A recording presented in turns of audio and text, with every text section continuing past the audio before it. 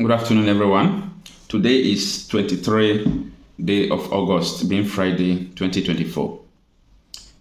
Some days ago, that was the day before yesterday or thereabout, the former lawyer to Nnamdi Kanu, Ejiofor, made a shocking revelation that the Nigerian military are arresting some youths from the southeast and they will take them to Niger State. They were not even arresting, they will adopt people from the southeast, whether you are innocent or not. They don't even know whom you are. Maybe they just presume maybe you are an opposition, someone that is opposing them, or IPOB member. They will just take you to Niger State. So I started doing some verifications and also to see if there are some, Igbo political elites, politicians, governors, or House of Rep members who will weigh in to understand what is going on and call for the release of people that they are abducting to Niger State. First of all, why would soldiers adopt people from the southeast and take them to the northern part of the country? What is the game plan? Are they going to use them for human sacrifice, or are they taking them in that area because maybe they think southeast is not safe? I don't just know what is going on. So I saw this article from Shara Reporters yesterday that the Nigerian military currently arresting southeast residents, detain outrageous number of Igbos in Niger State's Wawa Barracks. This is not acceptable. How can you arrest people from the southeast and take them to Niger State Barrack? What happens to the whole barrack in the southeast? What is the game plan and what is the federal government planning about this? Now, let's go through this article before we go deep into this to understand why this thing is going on, or what are the things that could cause this, and why Igbo politicians are keeping quiet. The article was written August 22nd, 2024. That was yesterday, and it reads, Barrister Ejiofor, human rights activists, have raised the alarm over the rising incident of adoptions and enforced disappearance of the southeast residents, allegedly by the Nigerian security forces.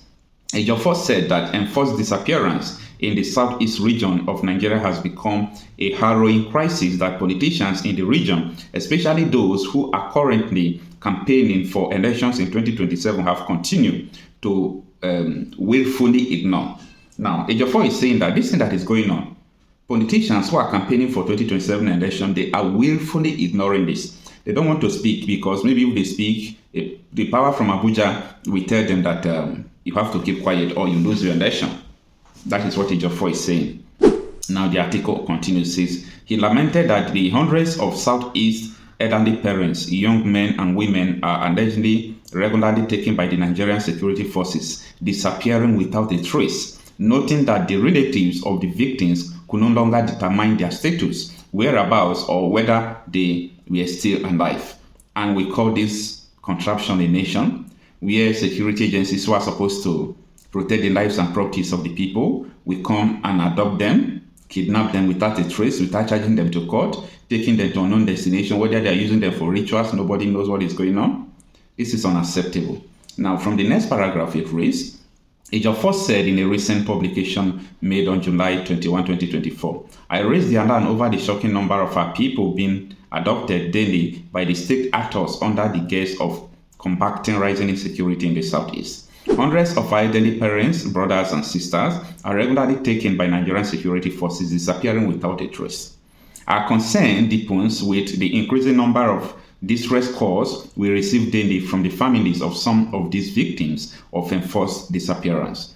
It is especially troubling that the relatives of these victims can no longer determine their status, whereabouts, or even whether they are still alive. The reason for their arrest remain unknown, further compounding the agony for their families. Unfortunately, the alarming trend has not been met with deserving public outcry and condemnation, particularly from those who claim to represent us in high political offices. Instead, a fraction of these officials, seemingly absorbed by the privilege of their position, are preoccupied with preparation for the 2027 election cycle. Now that Amnesty International has stepped in to corroborate our concerns about this secret abduction and forced disappearance, we call on our political leaders across all levels to denounce the state actors responsible for this crime against humanity and demand an end to these grave infractions. We have also suggested in our various discussions that security agents have the capacity to identify their targets and apprehend the actual threats, yet they continue to target ostensibly innocent and harmless citizens. According to him, these innocent individuals are then transported to unknown locations where they may be either killed or indefinitely detained without any trace. Wawa military barrack in Niger State, for instance, is currently holding an outrageous high number of innocent Igbos who have been detained indefinitely with no hope of freedom in sight. I am urging the governors of the Southeast states to take immediate action and use the machinery of governments to address their rising threats. Enough is enough. This is from Barrister Ejiofor, as written by Shara reporters. Now, let's go into the details of what is going on. There is no doubt that politicians are afraid of what is going on in the Southeast, why people don't believe in Nigeria again. They are afraid that anytime people are sitting at home, obeying orders, doing all those things, or anytime Nnamdi Kanu is free, they will be in trouble. So even people who are working, making sure that they keep maybe their agitation alive, they are being disappeared. They are being adopted. They disappear. Nobody knows where they are going. Now, when Abia State Governor, Mr. Alex Oti, became the governor of Abia State, there is something that happened. Close to Hausa Market in Abia State, they saw the skulls, the skeleton of dead bodies. Thousands of people who have been thrown there. I don't know what happened, but only their skeletons were there. These are people who have disappeared without trace. Why I'm bringing out all these things is because some people cannot just be disappearing in the Southeast and we all will be keeping quiet as if nothing is happening. If they are doing this because of insecurity, southeastern part of the country is not the region that have most insecurity challenges. You know that?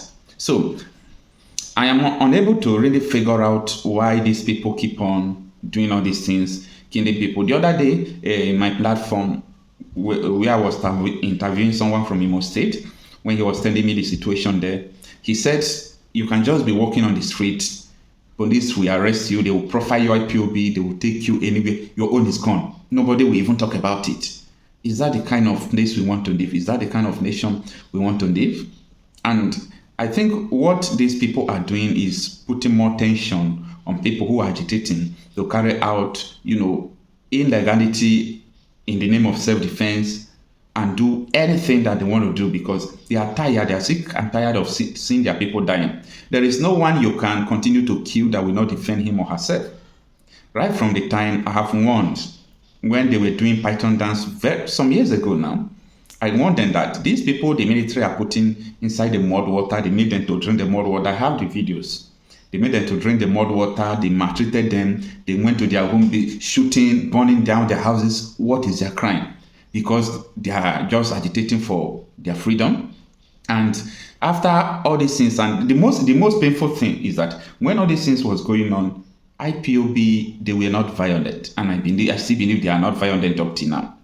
That time, if they are doing procession, they only blow whistle without even carrying stick. These are the people you came after, you did all sort of things against. And now, the monsters you people have created through the extrajudicial killings from the military and the police, today it has resulted for them to defend themselves.